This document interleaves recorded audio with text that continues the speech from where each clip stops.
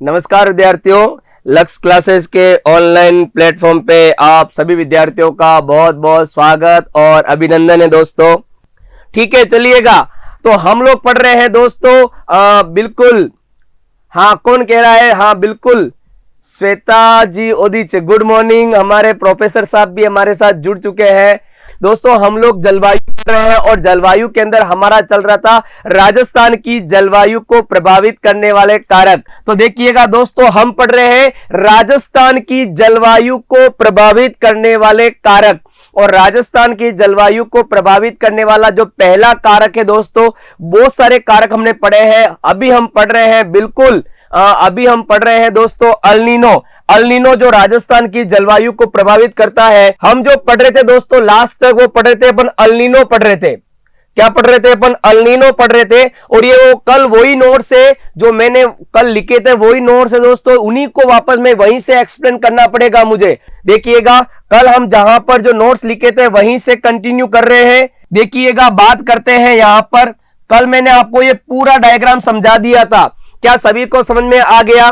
मैंने आपको बताया था कि अल नीनो जो है ये दोस्तों 22 दिसंबर के आसपास में अल नीनो एक गर्म जलधारा है। और अल नीनो 22 दिसंबर के आसपास में देखिएगा ये प्रारंभ होता है। कहां से? तो ये दक्षिणी अमेरिका के अंदर पेरू के तट से ये प्रारंभ होता है दोस्तों।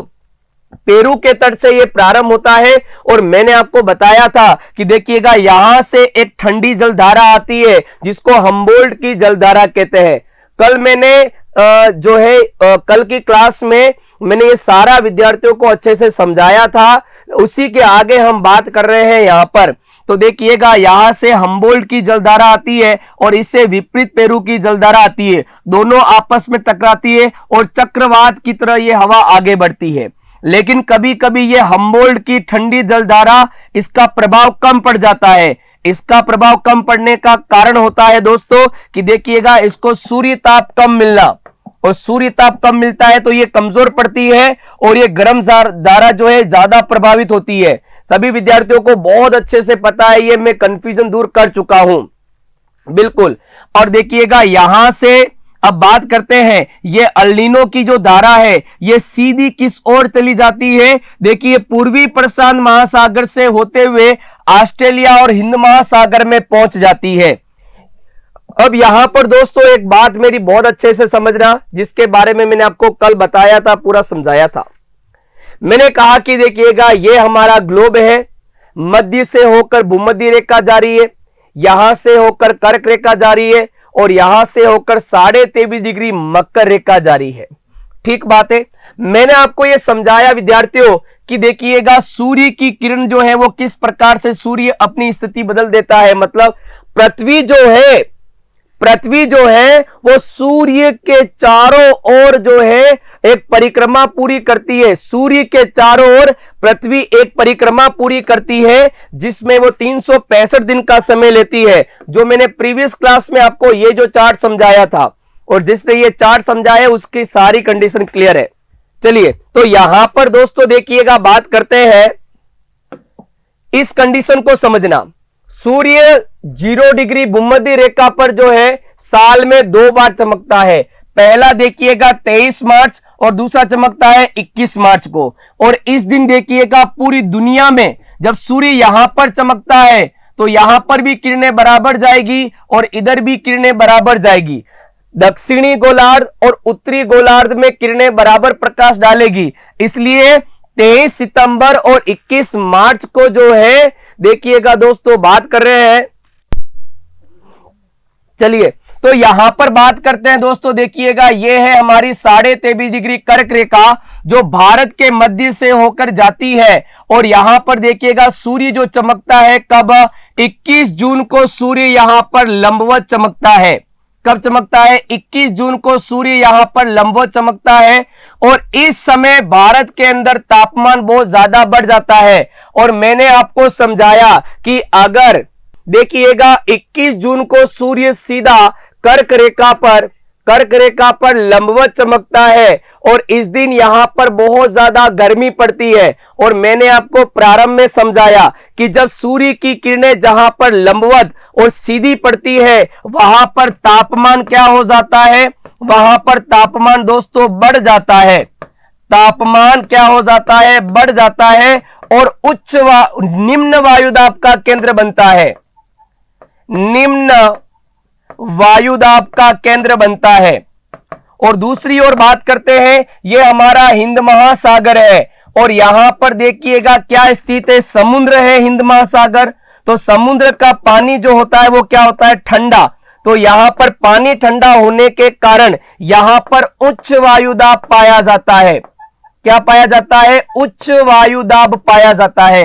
तो ध्यान रखना कि ग्रीष्म ऋतु में यहां पर तो पाया जाता है लो प्रेशर या न्यून वायुदाब और हिंद महासागर में पाया जाता है उच्च वायुदाब, क्योंकि यहां पर समुद्र का जो पानी होता है वो क्या होता है, ठंडा होता है।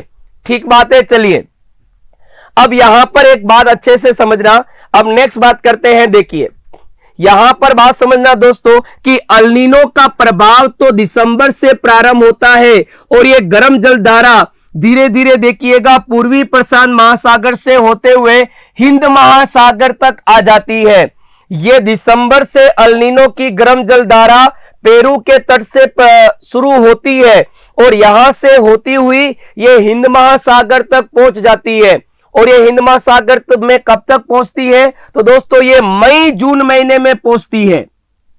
मई जून महीने के अंदर जो है ये अल नीनो की गर्म जलधारा यहां तक पहुंच जाती है हिंद महासागर में। तो देखिएगा पेरू की जलधारा, अब ये थोड़ा सा कॉम्प्लिकेट टॉपिक है, इसको थोड़ा सा समझना जरूरी है। तो आप जो देखो दोस्तों बात करते हैं कि ये जो अल नीनो की गर्म जलधारा है ये दिसंबर महीने में प्रारंभ होती है पेरू के तट से और ये पूर्वी प्रशांत महासागर से होते हुए हिंद महासागर तक आ जाती है। हिंद महासागर में ये गर्म जलधारा कब तक आती है, तो मई और जून महीने में ये गर्म जलधारा यहां तक पहुंच जाती है। बढ़िया से कंसेप्चुअल समझना, सब क्लियर हो जाएगा। ठीक है। अब देखिएगा यहां पर मई जून में ये गर्म जलधारा पहुंचती है और यहां के समुद्र के पानी को भी क्या कर लेती है, गर्म कर लेती है।